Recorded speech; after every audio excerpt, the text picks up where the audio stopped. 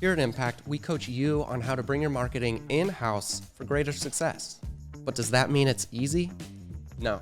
And today we have Impact coach Brian Casey with us to talk about some of the pitfalls that businesses go through when trying to bring their marketing in-house. How's it going, Brian? Good, Austin. How are you? I'm doing great. Even better now that I'm talking to you. Always insightful. And today we're talking about bringing your marketing in-house.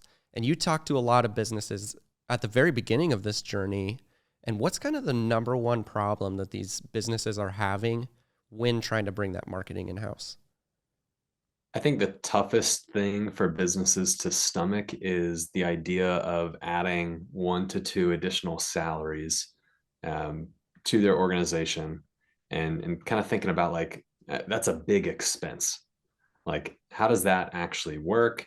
Um, what happens if they leave? Like, what happens if I bring them on, I train them up, and then they leave? So there's a lot of questions that people have and doubts people have about like bringing on someone that's, let's call it a $60,000 salary, and not having had that on their teams in the past. Also not having a clear direction as to like, how do I guide them? How do I lead them? How do they become a part of our team? Because for a lot of organizations, these are some of the first marketing hires they bring. And there's just a lot of questions about like, is it worth it to bring these people on and spend salary where I could hire a salesperson and I know how those integrate into my organization. I know the path to ROI there.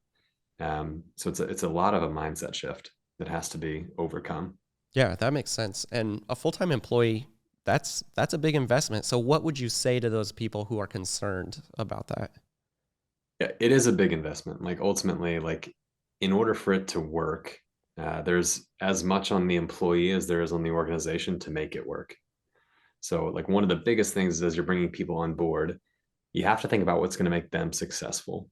And a part of it is the knowledge they bring, the expertise they're bringing to the table, and how much more elevated your organization is to be able to handle things internally. And another piece is there's a dependency on the rest of your team to allow and create the space for that person to succeed. That also has to be true. Yeah, and as I think about what it typically costs to work with a marketing agency, a do it for you style agency, where they would be creating your content, they would be the ones doing your SEO, they would be managing your website. Um, Generally speaking, I find it to be about a 1 to 1 ratio of what you would cost to bring in 2 marketing employees as to what you would pay an agency to do those things for you.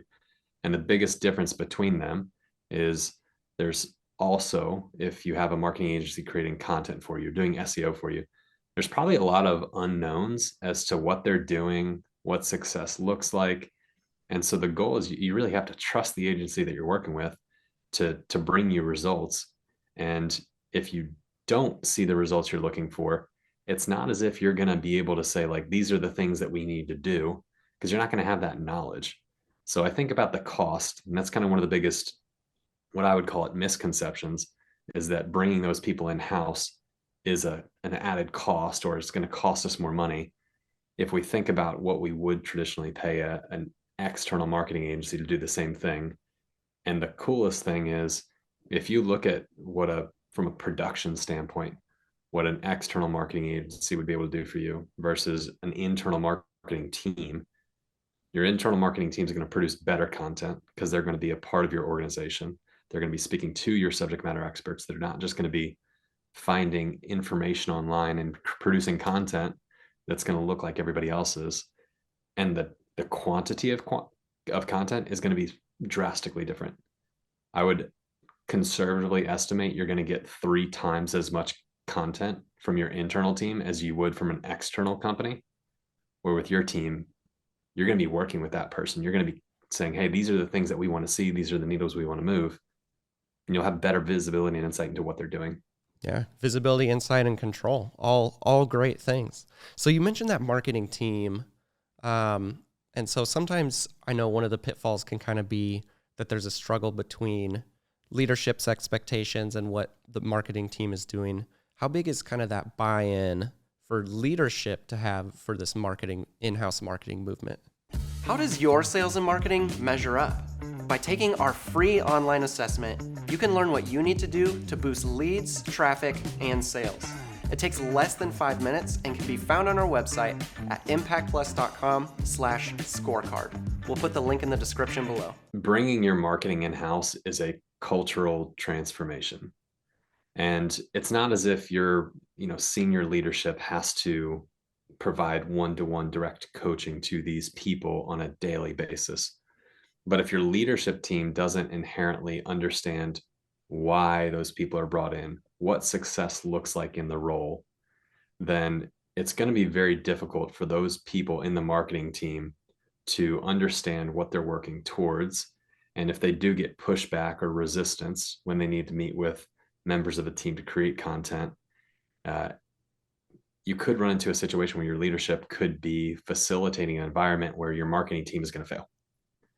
And so really, leadership teams and companies have to be very committed to owning the ability to produce content and owning their website and owning the strategy behind that, and view that as an asset internally that they own versus something that they outsource and don't own ownership of. One of the coolest things is if you look at, and I'll use my friend Jeffrey at Lenta Roofing as an example. Self-admittedly, he would tell you he did not understand a lot about marketing before working with us. And the conversations that I'm having with him today, he is such a better business leader. He is able to coach his team so much more closely and give them direction and feedback. And so he's just become a smarter business owner by having to think about these things, having to actually be able to coach and guide his team and be pushed to think about the strategy. And so I love seeing that cultural transformation where you go from being a company that's really good at the thing that you do, the product or service that you provide, to being a marketing agency that happens to market a service or product that you provide. That's awesome. And yeah, it might be a little bit more work on that business owner, but it's going to pay off in more profit, more revenue, when you're actually paying attention to it. And just like the last thing we talked about, it gives you that control and insight into your business. So that's awesome. So we talked a little bit earlier also about the cost of things. So probably one of the fears going into bringing your marketing in-house is I'm paying a lot of money. Am I getting a return on my investment? What are some of those kind of key metrics we can start watching early in the beginning to give us the confidence that this is going in the right direction rather than just throwing spaghetti at a wall, seeing if stuff sticks, and then a year later, not really knowing what's going on? Great question. Ultimately, it's going to differ for every organization. But the way that I would think about bringing your marketing in-house is like, what problem are we solving? So if you're at a organization and your close rate is 10%, can we bring in people to produce content, or can we build an in-house marketing team that solves that challenge? And if we can increase, and this happened last week that I learned, like one of the sales reps at one of the clients we coach, his close rate went from 10 to 36 over the last 90 days. That's awesome. And it's a product using content and in the sales process.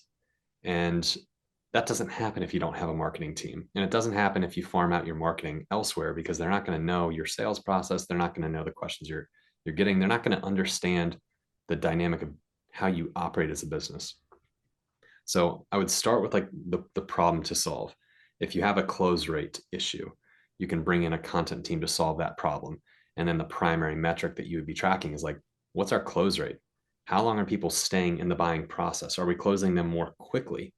Is our average ticket increasing as a result of the fact that we've created content that educates people and they are more willing to spend more money, and we're not going up against as many price objections? So those are some ones on the sales side. We could talk about close rate. We could talk about your cycle time, or how long it takes a deal to close. We could talk about, any number of things on the sales side. On the marketing side, there's like a couple ones that we always talk about. Traffic is one. Every company in the world talks about traffic. Traffic is still important to your website. Leads is another one. So traffic and leads, those are kind of the early indicators that the thing that you're doing is working from a marketing standpoint. The other ones that we always love to track are how many contacts came to us directly as a result of the content we produced. So can we attribute that 10 leads in the last 90 days would not have found us had we not created an article or a video that drove them to the site? Mhm. And what's the value on that? And obviously you can follow the deals along and start to put some legitimate revenue attribution associated with them to find out what that is. But let's say you're at a big company, your average ticket's $50,000, and your content in-house team can produce a single piece of content that brings a single person in that otherwise would not have known about you, and they close a deal that almost covers the entire salary of a person you're bringing on with a single deal. Yeah, $50,000 article right there. Yeah. Right. And it's like, if we can have those things in place and we can truly attribute the traffic and the leads and the deals associated with the content we're producing with our in-house content team, it's very easy to see, oh, there's a path to ROI here that's easy for me to see. And I don't want the takeaway to be, I'm bringing these people on, therefore we need to net 4 more customers as a result of bringing them on to justify their salary, because that's not the takeaway. That's a way that you can track ROI for the business owner who that's top of mind for them. But ultimately, if you increase your close rate from 10 to 30%, that's a lot of money. Yeah. That's a lot of revenue, and that's a big path to ROI. So there's a lot of different metrics you could look like on the marketing side, on the sales side. Those are a few of them. Yeah. And like you said, it'll take some time to get there too. So that may not happen right away, but if you're looking at those things and tracking those things, then when it does happen, you'll be able to see it and know. Awesome, Yeah. Brian. Thanks for sharing your knowledge today, and we'll see you on the next one. Cool. Thanks, Austin. Like Brian said, bringing your marketing in-house is an entire culture shift for your organization. Bringing in full-time employees can seem expensive, but it's worth it in the end. And making sure you understand your goals is key to setting up the metrics to track down the line. If you need help bringing your marketing team in-house and having a marketing strategy, contact us at impactplus.com today.